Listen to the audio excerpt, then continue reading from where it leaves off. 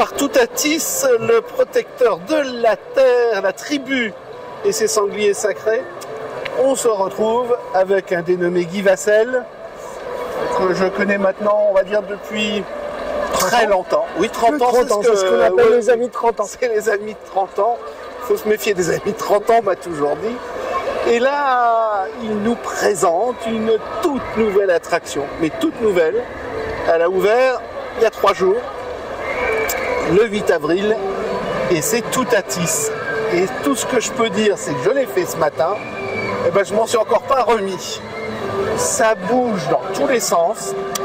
J'ai lu qu'on allait à 110 km/h, est-ce que c'est vrai? C'est vrai, c'est un record de France de vitesse pour une montagne russe, donc c'est bien 110 km/h. Et combien de temps dure l'attraction? Parce qu'on a l'impression qu'elle... Alors, elle dure un peu plus de 2 minutes, mais ce qui est spectaculaire, c'est qu'on va associer la vitesse avec 7 accélérations, en avant et en arrière. Oui, et ça, c'est un record d'Europe. Et puis, on va décoller 23 fois de son siège, donc ça, c'est un record du monde. Donc en fait, c'est une attraction qui effectivement apporte beaucoup de sensations. Moi, j'ai eu du mal parce que je voulais filmer, je suis honnête, parce que j'ai pas pu, je suis obligé de revenir, mais il faut que je la refasse avec la caméra en main, avec tout ce qu'il faut. Parce que là, franchement, il fallait pas l'essayer le premier coup. Ouais, c'est sûr que quand on sort, on est, voilà, on est secoué. Alors bien sûr, on n'est plus des jeunes adultes non plus. Non. Donc il faut reconnaître que c'est plus difficile quand on en fait moins souvent, parce qu'on a quand même des passe-saison, des fans de parc qui l'ont fait 4 fois, 5 fois le jour de l'ouverture, parce que tellement ils ont aimé, tout de suite ils revenaient dans la file d'attente. Donc il y a vraiment un public pour les sensations fortes. Tu as dit le mot qui fâche, la file d'attente. La file d'attente, c'est combien de temps? Et est-ce qu'il y a un moyen payant ou gratuit d'y échapper? Alors, comme on vient de démarrer, on attend de voir comment ça va se passer. Donc, pour l'instant, on a ouvert la file d'attente normale. Et puis, il y a un fil automatique, donc le coupe-fil, qui est à la vente. Un coupe-fil soit illimité, soit à l'unité.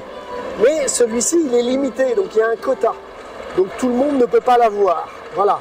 Et au fil du temps, lorsqu'on aura, parce que pour l'instant nous avons 2 trains, dès qu'on va passer à 3 trains, les débits vont augmenter.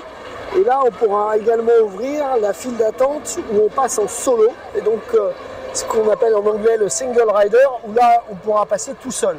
Mais pour l'instant, on ne l'a pas ouvert, parce qu'il faut vraiment que l'attraction est en rodage, donc les files d'attente aussi. Et le rodage, ça dure combien de temps? Quelques semaines. Quelques semaines, le temps que... là, on envoie 2 trains en même temps. Et quand tous les capteurs et toute la mécanique sera bien rodée, on pourra envoyer un 3e train. Donc c'est un peu un métier de spécialiste, mais ça permet tout de suite d'augmenter de manière très importante la disponibilité et la capacité de l'attraction. La capacité, alors, il y a quelque chose qui va certainement faire très peur. C'est, à un moment, on monte, et puis on se dit on va passer, et que non, on revient en arrière, on fait un autre trajet, on retourne. Et là, c'est là où on est rond. Voilà. Tout est remonté de tous les côtés. Exactement. Donc c'était le principe de l'attraction, de faire quelque chose de surprenant.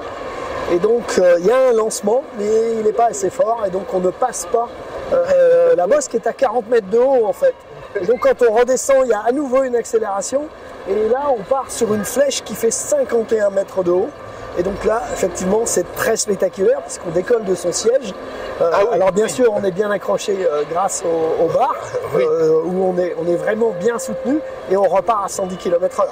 Donc effectivement, il y a beaucoup de surprises.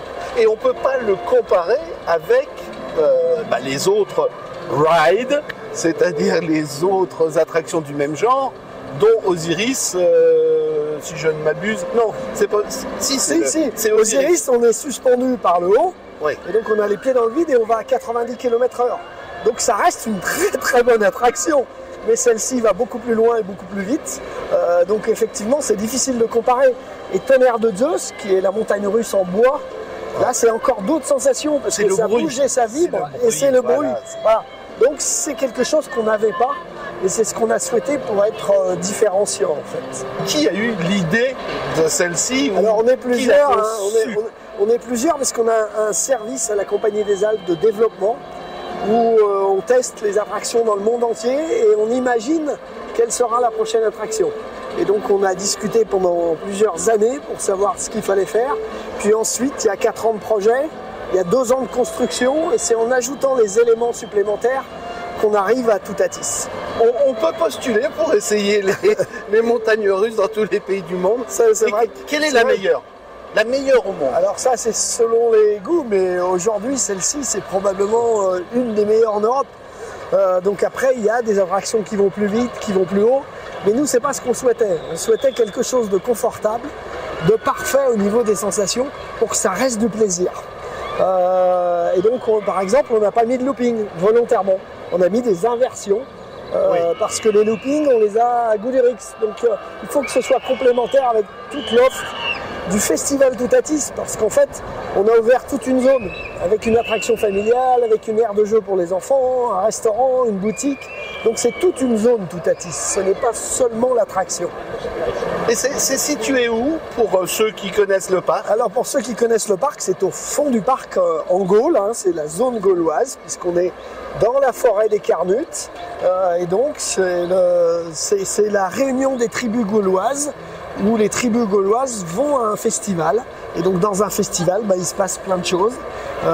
Et l'attraction phare, c'est Toutatis, parce que c'est le dieu qui protège la tribu, et donc on vient tester son courage. Donc pour faire Toutatis, il faut être courageux. Et quand on y est, on croise une autre attraction du même genre. Absolument, et qui était déjà là, c'est la trace du Wara. Donc là, c'est un bobsleigh, mais on a changé la file d'attente, et donc l'entrée de la trace du Wara est maintenant dans la zone Toutatis, et les 2 attractions sont imbriquées. Oui. Et donc on a déjà vu que la plupart des visiteurs qui n'avaient pas forcément fait la trace du Wara, maintenant ils font les 2, parce que les 2 sont côte à côte. On est l'une à côté de l'autre. Exactement. Alors quelles sont les nouvelles surprises qu'on travaille là en ce moment? Alors là, il y a celle-là, voilà, c'est pour l'année. Donc celle-ci c'est pour la saison. Néanmoins cet été sur le défilé gaulois, on va ajouter un char, le char des pirates. Donc les pirates n'étaient pas présents au parc, et donc on va avoir Triple Pad, Baba, Barbe Rouge, et on ajoute un char qui est un radeau qui va bien sûr couler dans le défilé gaulois à partir du mois de juin, donc à partir des horaires d'été. Parlons de ce qui va fâcher, c'est la disparition des dauphins. Alors, enfin, disparition. Voilà, si, bien entendu, les dauphins sont partis, donc ils sont allés dans d'autres delphinariums en Europe. Et à la place, on a fait un nouveau spectacle qui s'appelle les Plongeons de l'Olympe, avec un spectacle de plongeons de haut vol.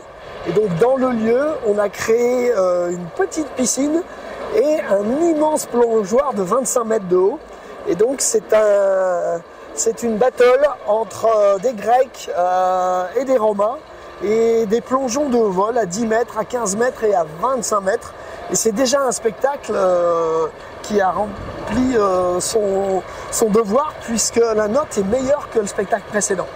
Donc bien entendu, il y a des gens qui... Alors non, on avait déjà testé l'année dernière, mais il y a des gens qui regrettent les dauphins, mais l'immense majorité préfère déjà les plongeurs et les plongeuses, car c'est un spectacle bien entendu masculin et féminin. Bon, alors qu'est-ce qu'on peut souhaiter maintenant à Monsieur Parc Astérix? Là, ce qu'on souhaite, c'est d'abord la réussite de la saison, qui est plus de visiteurs qui viennent profiter du festival Toutatis. Et puis l'année prochaine, en 2024, ce sera l'anniversaire du parc, les 35 ans du parc, et puis également les 65 ans d'Astérix. Donc on lui fêtera son anniversaire l'année prochaine, mais pour l'instant, il a encore une belle saison à faire. Je prends mon agenda et je note tout de suite, parce que là, cette fois-ci, je serai là à l'avant-première et tout. Eh ben, avec plaisir. Merci Guy. Avec plaisir. Bonne journée et à bientôt chez les Gaulois. À bientôt.